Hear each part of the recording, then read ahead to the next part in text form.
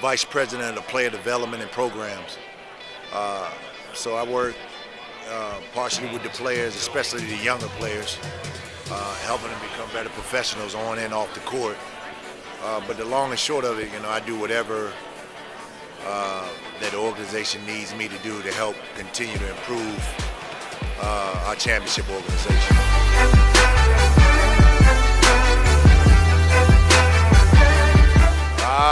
Out of all the players that's playing today, reminds me of my game. Dwight Howard, without the offense, I had a lot more offense than Dwight did. But defensively and the rebounding and everything, we did pretty much the same things at his age, So yeah, that's probably the closest, the one that I can compare myself to, the closest out of all the players in the league. And we had similar builds too. I was cut up like that. I don't put that much time in the weight room anymore, but it was a way of life for me, But yeah.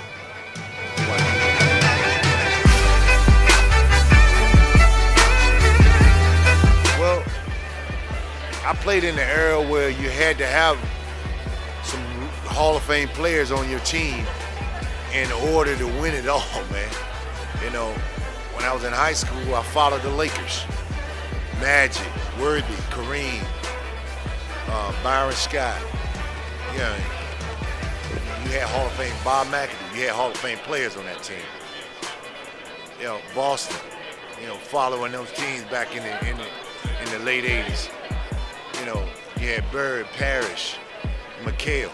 And then you had a bunch of other Hall of Famers to fill in. So if you want to create a dynasty, if you want to win consistently, you got to have the talent. So everybody receives all this criticism because they're out building teams and bringing these players in. That's because we want to win, because we can't. If you have the cap room to do it, if you have a willing owner to spend the money and, to make the investment, you're going to create the right championship atmosphere. After a while, these guys play in the NBA long enough to know that, okay, I'm very stable financially. I got all the material things I could ever want. What else is there to do in this game but to win? So guys want to be a part of a winner. And once you do that, it's going to attract other guys that want to be a part of it. So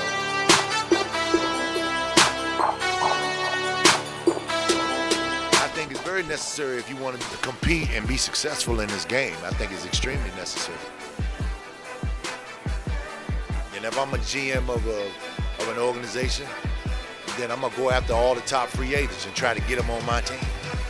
Because I want to win.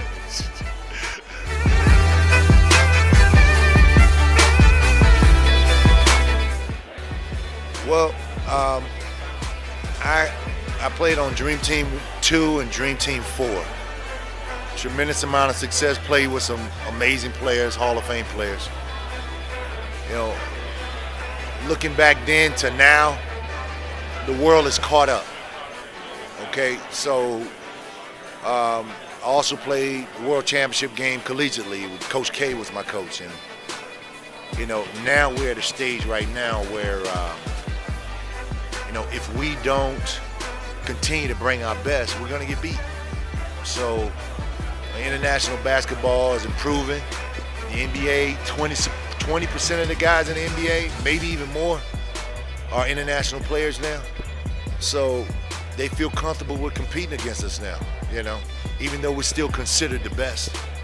They feel extremely comfortable with competing at that level against us. So we got to continue to bring our best.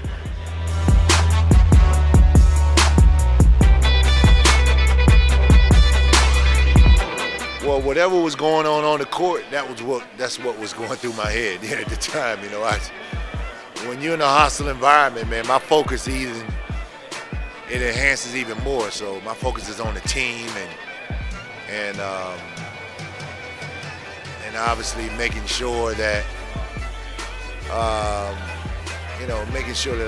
my focus and everything is on us winning that ball game. Even though I'm in the stands, that's just the intensity level that I have and the intensity level that Pat has. So we're very observant and we see everything.